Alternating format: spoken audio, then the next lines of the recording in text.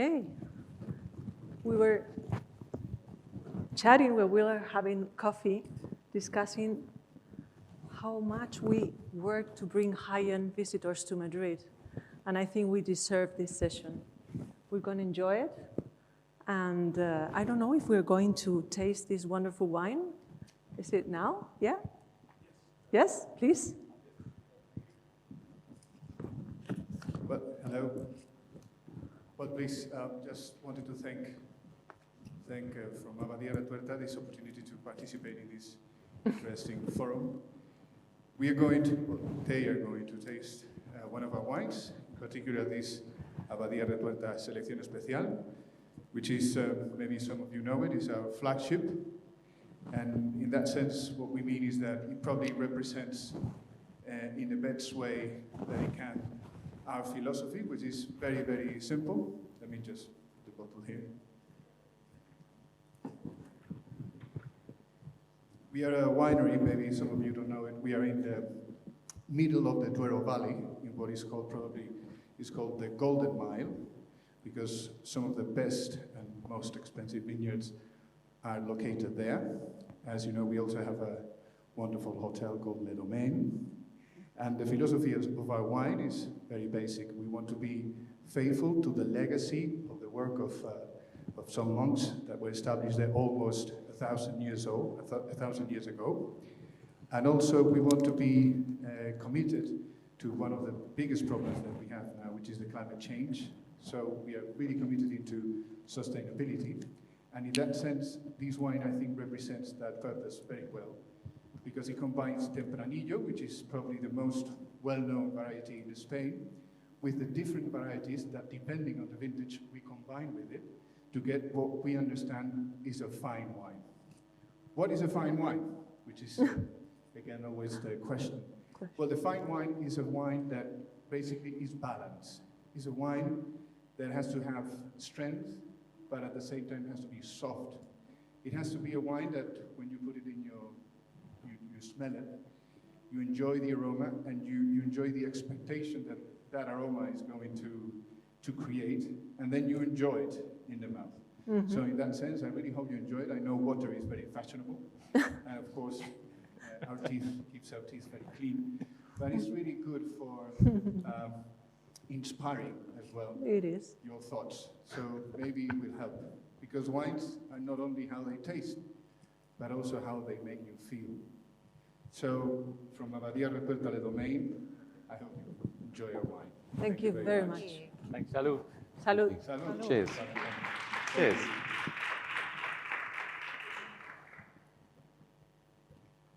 Ay, ay, ay. This is so nice. It's very beautiful. This is, oh, I need it. So,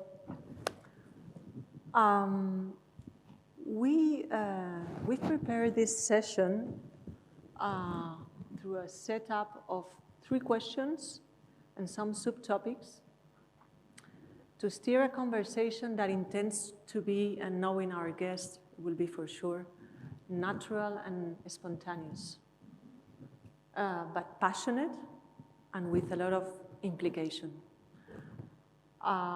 Maybe it's difficult, but you could switch off mobile phones. I'm sure that would help us to build the best session wrap-up. The schedule of the session is to last about 40 minutes. It's a pity because of the high level of our fellow panel speakers. With them, we will discuss challenges and opportunities in travel, as well as future trends on traveler behavior in this post-COVID new era.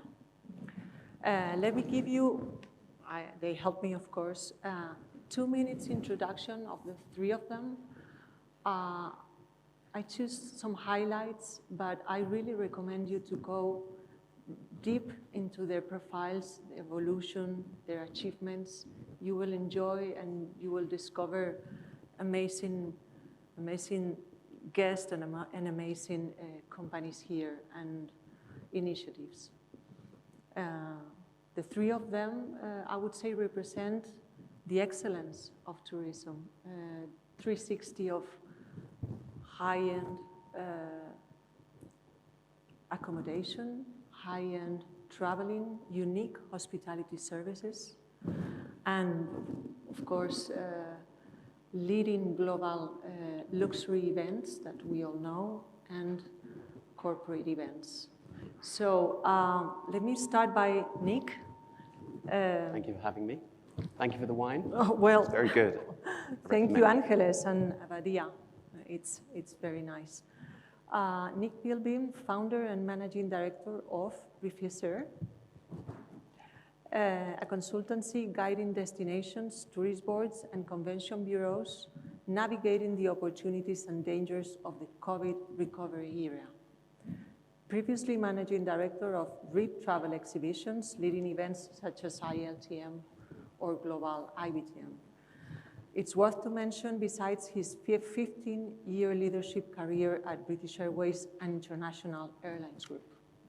Christine, let me go to you because this is a good one. Premium airport services in 600 destinations, Christine Lawford, founder and CEO of Diamond Air Internationals since 18 years old, you. Also founder and CEO of Evolve Car, international zero-emission chauffeur car company, and recently appointed chair of the Industry Planner Board of BTA, Business Travel Association. And Zain Richardson, thank you, Zain. It's a long-time luxury hospitality executive. I love that. Chief Marketing Officer for semi-private jet brand Aero. Most recently served as Chief Marketing Officer at Amman Hotels and Resorts.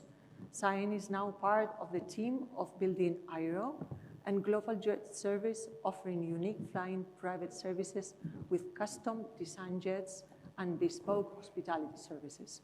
Now flying to the most great desired destination, including Mykonos, Ibiza, Los Angeles, Aspen, Jackson Hole, Sun Valley, Las Vegas, Los Cabos, and soon we'll be announcing its upcoming European winter tours, winter routes, so don't miss it. So let's get started. Let's go to, I always say ladies first, to Christina. Christina, travel has changed, but how much? On a scale, this is a score, the score one question. On a scale of 1 to 10, provide a forecast for 2024, where 0 means everything has gone back to pre-COVID status, and 10 means everything has changed. Please. I'm going to actually, probably controversially, go about a 4, quite low. Okay. Please, Nick. I thought about this briefly and came up with a 4 before you said it. So I agree. Good choice. Good choice. I'm a 40. Yes? You're a 4? Yeah. Okay. Zain? I'm a 6.5. 6.5? Later on, we will discuss that. Yeah. 6.5. That's interesting. So going back to our questions, Christina, what will be the main disruption and emerging trends for the travel industry? I think when you're looking Take your at time. Yeah, I think when you're looking at the trends, I think we really have to look at sort of the very short forecast and then perhaps the longer term forecast. I work with a number of, I was having quite an interesting meeting earlier the week. I work with a number of the credit card providers, the big 3 as it were, and they've noted and pretty much come up with the term revenge spend now in travel. So what that really essentially means, what they're seeing is a huge spike in terms of travel spend, especially in the premium sector and more high net worth sector. How long that will go on for, what that will look like for how long. But I think it's very interesting just to note that that's the patterns that are emerging from the financial sector in terms of the credit card procurement. I think in terms of more long term, I think the key trends, it's going to have to be the sustainability factor. I think Okay. coming out of this, I think once everyone gets over the extremities of surviving the pandemic, then I think people will refocus. And I think a lot of that is going to be about, well, if we're going to continue traveling, how can we do it better? How Okay. can we do it wiser? And how can we do it in a way that's more meaningful and to respect the planet? And I think a lot of the, from our fellow speakers today, I think a lot of those trends that we'll see emerging came out in their discussions in terms of the connectivity is more important. And I don't know if it'll be so much travel changing, because essentially the fundamentals are there. We have to get from A to B somehow. But I think perhaps the rationale and the reasons why... The purpose. Absolutely. I think that's what's really going to be emerging and changing out of this. So, people wanting it's very much the experiences. And as I said, the connectivity. And I think it's more perhaps emotive now. So, Nick, floor is yours. So I think the reason I gave a score of 4 in terms of how Please. travel is going to change over time is, I think the two things I'm seeing is the technology disruptions. So for the first time, travel tech and health tech are trying to integrate in the travel experience. And for any of you that have crossed an international border recently, it's not really working, right? There's a long way to go, but that is a real background. There's a lot of investment going to that space, and I think that will settle quite soon. So I think that's a short-term disruption that will settle down. It kind of has to. I think the second point that I think is more long-term that I'm seeing, which is sort of similar but different to what you were saying, is that... Explain that, yes. Is that because everyone's been locked down for so long, and some people have been saving some money and looking at the map of where they've always wanted to go, people have realized life is short. So what I'm seeing is a change in the segments. The segments are moving. So the traditionally leisure segment is appearing much more in the premium space, the premium spend profile. Premium is upgrading to luxury, probably not so much luxury to ultra luxury. So I'm seeing a big movement between the segments, and I think that's here to stay for a few years, 2024, because it's not just, next summer I'm going to go to this destination I've always wanted to go to, and then I'm going to do that cruise, and then I'm going to do this with the family. This stuff takes time. So I think that's a sort of a medium-term trend that's here to stay, and built on those, very human emotions of life is short, I've always wanted to go do these things, now I need to go and do it now while I can. So I think luxury particularly is well positioned to get all the traditional luxury clients back, spending big, but also this new clientele. I think the luxury segment needs to go and look for these potential premium and leisure upgrades into a luxury segment. Interesting. Over to you, Zain. So I would echo some of Nick's points, actually. I believe some of the big changes will be by segment more than anything else. So we've seen, obviously, leisure come back stronger than corporate travel. I think that's going to continue for the longer term, fundamentally, because, as Nick was saying, people value their time more. They've had a lot of very difficult emotional experiences throughout COVID. It has taken people a moment to think and try and put in context what's important in their lives. And so people don't want to spend too much time on planes or away from family, and they also want to spend more time and more resources, fundamentally, on the leisure experiences that they have. So I think you're going to continue, and as well as, obviously, as everyone knows, the technologies options that we have now. So you're going to see, I think, the corporate travel market, we hear that it's going to come back.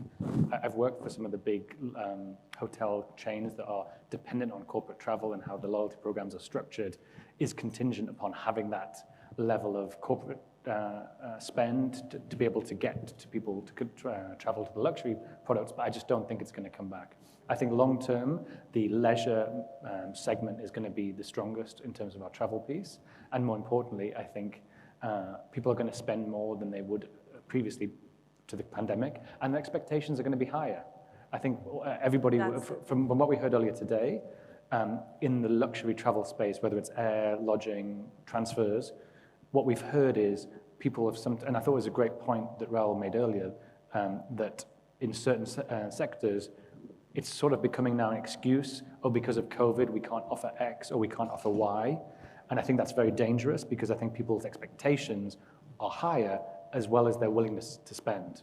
So, and I think that's why I said 6.5, because I think some of the core dynamics of what would normally be corporate travel would be the lead factor, I think it's not going to be the lead factor for the long term. Maybe it'll be on par with leisure, but I think because of sheer spend, leisure will be a much more important sort of segment than it has historically. Okay. Can I just add one more point? Please. To Zain there? I think the reason that my mark was a 4 and relatively low is because, Yes. I don't know about everyone else, but I've been quite sick through the pandemic of hearing the extremities of everything. We've lived in this really extreme world, and it's been like, especially around the corporate sector, it's been like, no one's going to travel again. Everyone's going to be on Zoom. And then suddenly you hear it goes to, well, actually, as soon as we're open, that's it. It's going to go. And I think everyone's got to stop being so extreme. I think it's going to be percentages. Yeah. It's going to be adjustments as opposed to massive sweeping changes. And I think absolutely, to be honest, I think if someone spends a whole day traveling and flying around to do an hour meeting in a European, I mean, they need to check themselves and have a conversation. That I agree with, but I still think there is a need for connectivity and events like this and meeting with your customers still. So. And I actually hope, I've got lots of friends, colleagues, etc., in the meetings business and work for larger hotels. I really hope that sort of change away with people living, as we heard earlier, living further from the office, right? People are more remote than they have ever been. Hopefully that will spur more sort of meaningful travel to get together when they need to, which will hopefully help those parts of the business that do rely on meetings. Okay. And I think it's a case of getting used to some of these things we're doing. So if you've traveled recently, you know, it's quite hard to get through the airport for various reasons. And there's wearing masks and what about this and on board that. And if cast your mind back, it's the 20-year anniversary of September the 11th, the atrocities that happened in New York. Let's remember them for longer than 20 years. But the airport security we are so used to now started 20 years ago, and none of us even remember. It's just the norm. Shoes, I remember the shoes was a big one. The shoes, the liquids, right? You remember all the liquids? This is a global security requirement. That started 15 years ago, and it's going to go on for the next, well, forever. But who cares? That's just the new norm. So I think I agree with you. Instead of thinking, oh, these things are all different, let's just forget them. It doesn't matter. It's for our safety. And a lot of the Asian countries have worn masks voluntarily for years after their various flu. And so what? You can still get out there, see people, have life. I remember a friend of mine said to me once, you know, you can never have a virtual honeymoon. And I think that's so true. You know, virtual has had a good day, and there's still a place for it in a sustainable world. But travel and tourism is about a human contact. And that's why it's so great to be here, I've got to say, in person, drinking some wine, you know, talking about the industry. But it's interesting what you mentioned about the movement between segments, the expectations when traveling. I mean, this is the thing why probably you said before, and how do our destinations should adapt to these changes, and we have to work hard. How was your experience arriving to Madrid? Can I ask? Sorry, around. How was your experience when traveling to Madrid?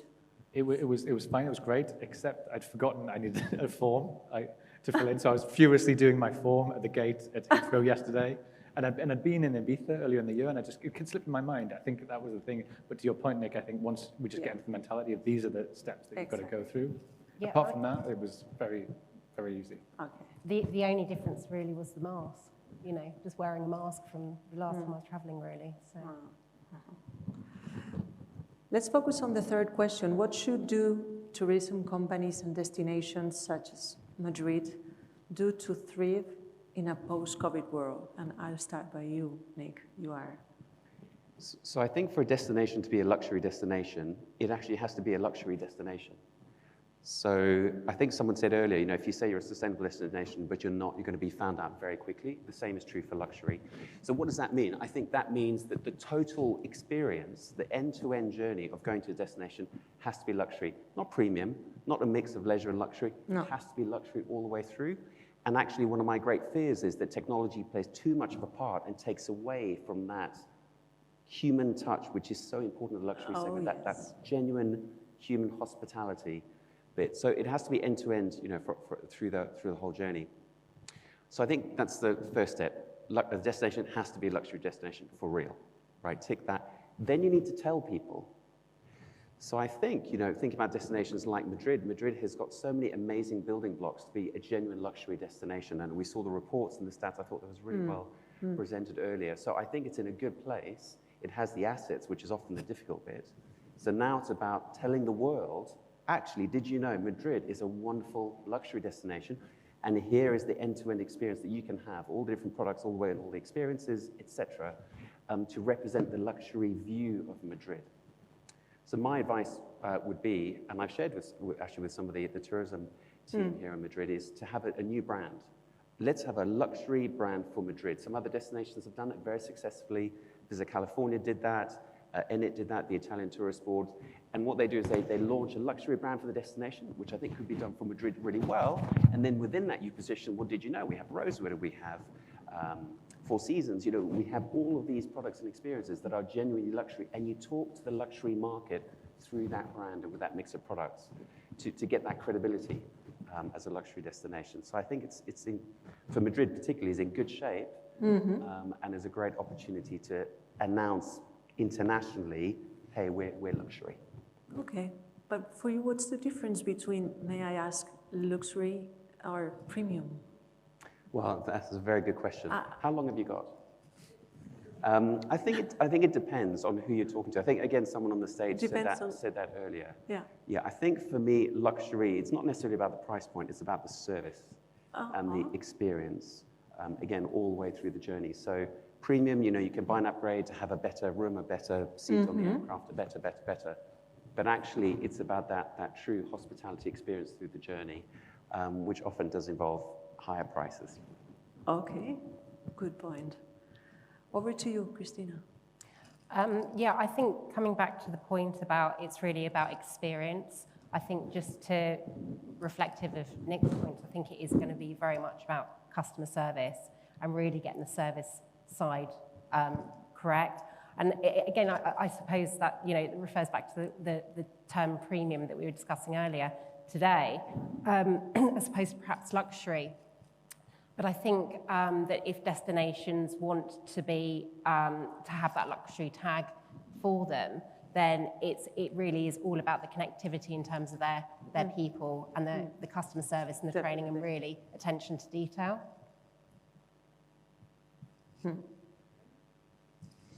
So the floor is yours. Sorry to be kind of repetitive here, but I absolutely agree that it is about service. So I would say, think about the hospitality world. When you think luxury and you think about gold standards, which are the brands that come to mind? The Four Seasons, Ritz-Carlton, Aman. I'm biased there, but the reason why are they the sort of gold standards? It's because they are completely guest focused. So they all have different facilities, amenities, locations, designs, components. But what they do is they have a laser focus on their guests. So they have great guest feedback forms, which they action. They have great quality control. They action and build new products to respond to those guests. And so that might seem very different to a destination or a city, but I think they have to take that sort of the same leaf out of the book and understand the arrivals, understand the guests as much as possible. What do they want? Where are they coming from? What are their needs? And then more importantly, so they can do lots of surveys, the next part is then connecting that with actual action or change. And that's really working with the providers to affect that change. So you hear lots about how in Paris, they've done a great job at creating different services for Chinese guests, for example. That's a very small example, but I think places like Madrid, you need to understand, where do I want to get guests from and what do they need? And then making sure you work with the providers to offer that. Because I think hospitality traditionally has been the provider telling the consumer what they're offering. That's not the way that the world works anymore at any segment, but especially not in the luxury segment. You need to listen to what they want and provide what they want. And so the hospitality industry is very traditional.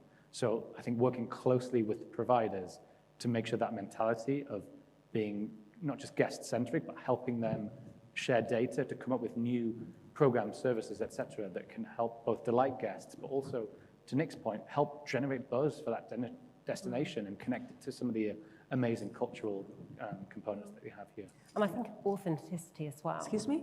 Authenticity as well. Oh, yeah. You know, I think that's really, really important. And for destinations to understand what their USPs are, what their values, and to really focus on those. Okay. How would you define authenticity, for instance, for London? Sorry? London authenticity, how would you define it? How would I define, authenticity in London? Is it?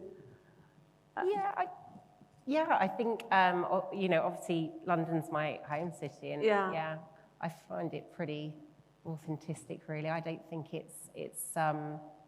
I think what most people think they'll get from London is the experience. And of course, you've got the different luxury and ultra luxury levels as well as premium. Yeah, and whether you like it or you don't like it, there's parts of London's history, character, whether it's the royal history, 100%. Whether it's the parks, whether it's the museums. Definitely. These are all things that have grown up, whether theatre's a big thing in London, obviously.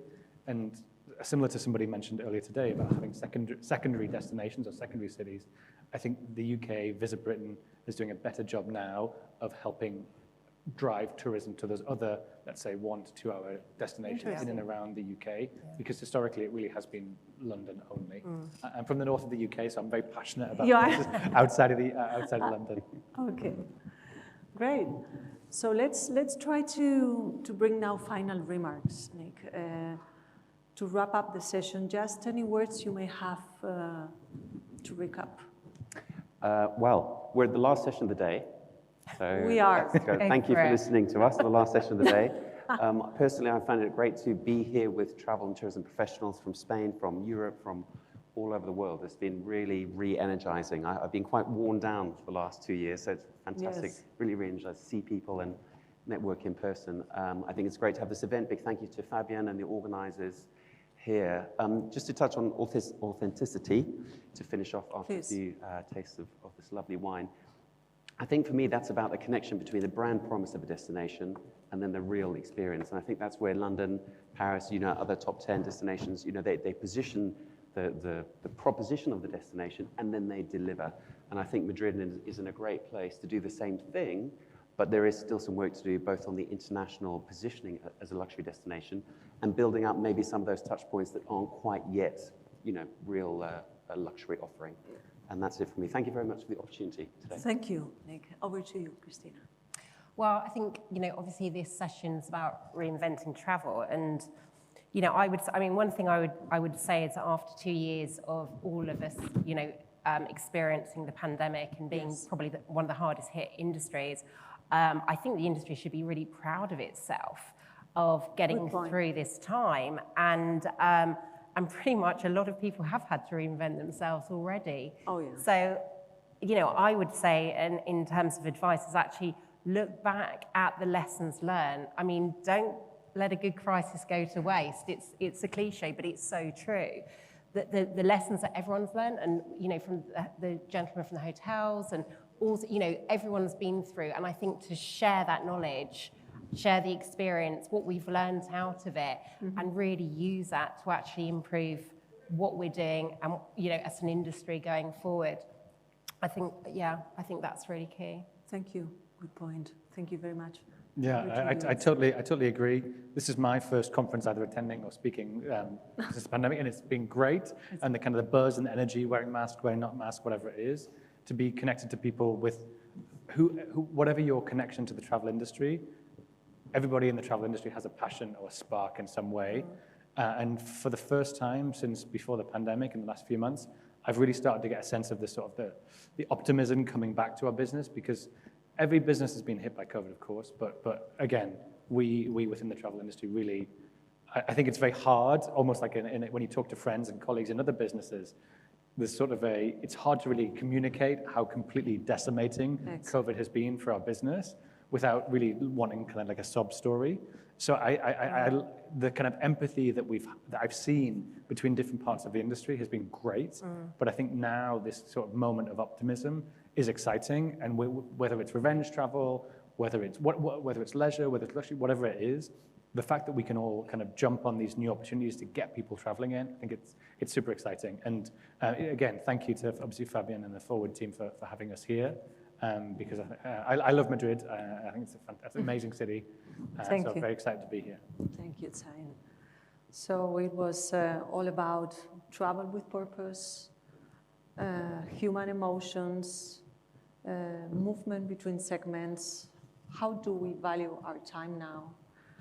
Be proud of ourselves, we should, and listen to our guests. I took a lot of notes that I will share with the audience later, and we did this join up thinking that it's actually one of Value Retail main values. We have a common goal to elevate Madrid, and now we have our mission. So let's work together on that. A big thank you to Círculo. We love the venue. We can organize any type of event in Círculo, and thank you for Forward, Familia Forward. We are in the best hands to build the necessary work streams to guarantee the continuity of this. And for our institutions, thank you for joining us, for supporting us, but now we have to guarantee this continuity, working hard on a strategic plan and giving Madrid the possibility to take the opportunity and to take the momentum. So thank you very much. Please ask any questions, feel free. We have 10 minutes more. And thank you for staying with us this last session. Thank you. Any questions from the floor? Please. Yes. Yes. Yes, we have the, thank you.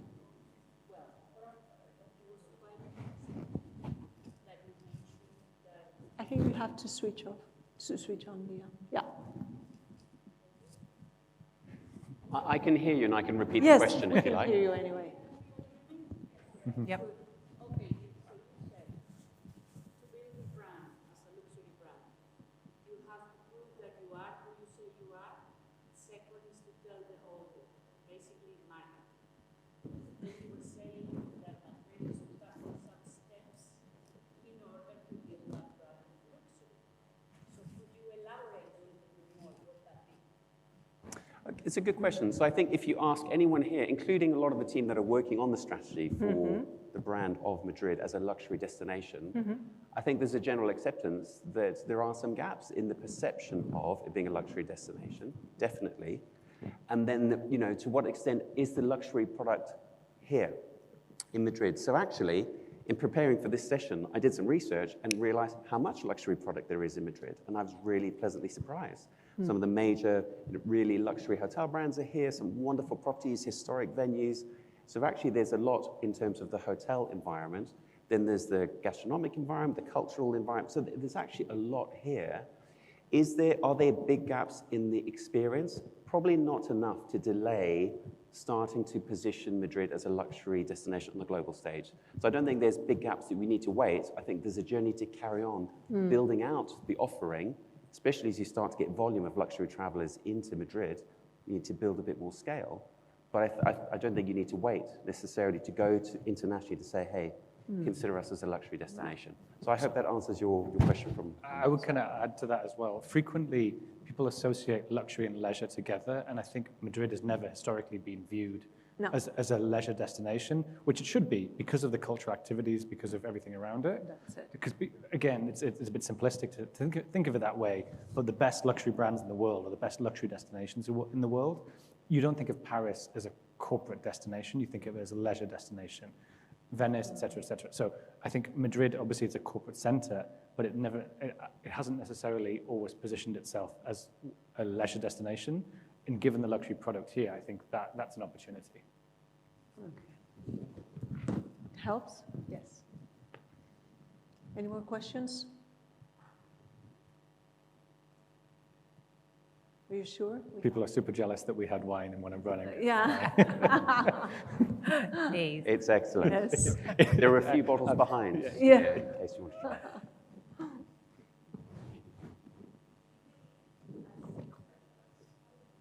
Okay.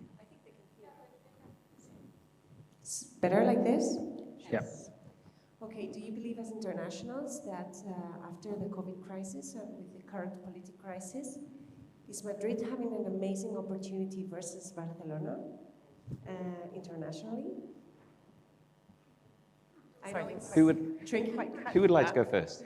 Sorry, can you repeat the question? It's quite okay. Sorry? Could you repeat the question? Sorry. Could you Yeah, repeat yes. it? This is my perception, so it's something that I wanted to share Okay. or see other people's perspective. I feel that Madrid is benefiting in a way from the COVID crisis and from the political crisis and positioning much better towards luxury industry versus Barcelona, which it used to be maybe the destination when coming to Spain. Is it something that you guys have seen as internationals? Or do you think it's happening, or do you think it's an opportunity? Can I ask? Can I answer? Of course, yeah, absolutely. No, probably it's not. I'm not going to answer fully to your question, but Barcelona has a great global image, great, imbatible. I don't know how to say that in English. For our long-haul markets, I would say specifically, Barcelona, it's a great complement to Madrid. I don't think Madrid is stepping ahead through Barcelona. No, not through. Just So your question is whether now is a moment for Madrid to step, like you're recognizing that Barcelona perhaps has a stronger brand globally, and whether Madrid has the chance to step up. Is that right? Yeah, that's right. It's not beating Barcelona, it's just, is it an opportunity? Yeah. Is it something that is making us maybe stand out a little bit more internationally, our image? Yeah, because fundamentally there's different, but also potentially deeper cultural heritage in Madrid that perhaps hasn't been mined or exploited or shared enough, which complement. I think everything that Madrid would need to do would have to complement why people choose, to Nick's point, the positioning can't, you don't want to create a competitor destination to Barcelona. No. You want to get as many people coming into Spain as possible because of the connections. But I would say there is a chance to position it as two destinations within a trip to Spain. I would agree. So my answer to your question is yes, because the top 20 destinations in 2019 won't be the top 20 destinations in 2022. The whole thing is being shaken up, and that could be risk for some destinations or opportunity for others to go and take market share. Why not? And if you don't try, you don't get. So I think yes. Barcelona, I know quite well. I've held major events there, so it's a fantastic city and has many strengths. But it is different. It's different to Madrid. So Madrid can actually be a unique selling proposition to its target market that can still gain market share and not necessarily try and compete with Barcelona for what Barcelona is good at. Barcelona is on the coast. Madrid is not. I think the other thing, and whether you're from Barcelona or not, there may be people who hear the remark, the Barcelona city is in two minds about whether tourism is a good thing. Yeah.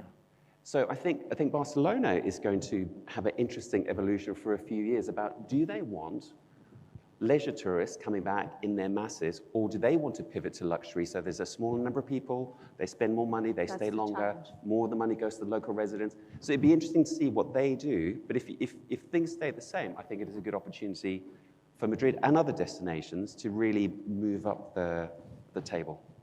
And can I just add to that as well? I think that coming out of the pandemic and where we are and this surge of people wanting to travel, I think there's every opportunity. It's a fantastic time and really sees the opportunity for Madrid. But I think also play to the strengths. And I'm hearing that sort of Madrid seen perhaps more of a corporate or a business hub. Well, actually, we haven't mentioned today about the whole leisure market that's emerging. And again, coming back to sustainability and people getting really smart with their travel plans, Madrid is the perfect place to come for business perhaps, but then actually to stay on and enjoy the culture and the leisure side as well. So maybe that's a really good focal point. Well, let's finish with that, which sounds really good.